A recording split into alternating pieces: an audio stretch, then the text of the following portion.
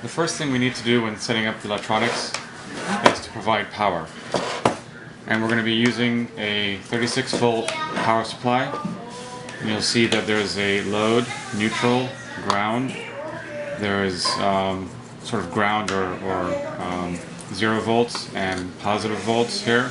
This would be the 36 volts. This would be coming from the wall or the 110 or 220 volt range. We also need to get a standard plug. This is the neutral, this is the load, and this is the ground. I'm going to cut this and expose the wires.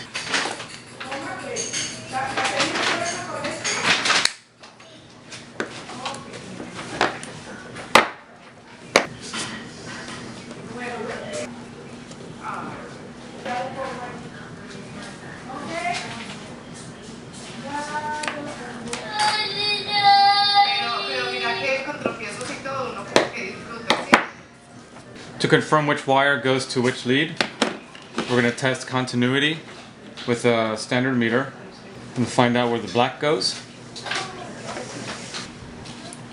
So the black is load.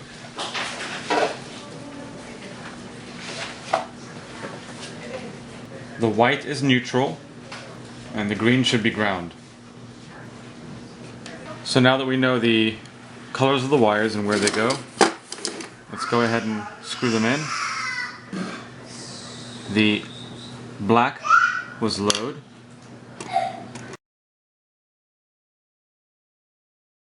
The white was neutral.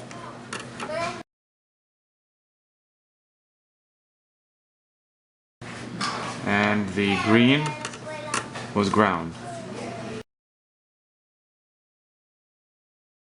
Take caution when you plug this in.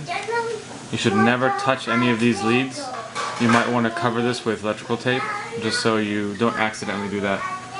Another word of caution is to make sure that you have a plug that does have the 3 prongs using the ground prong, because this is a metal casing and you want to make sure that you're grounding this so there isn't any accidental shock by touching the metal casing.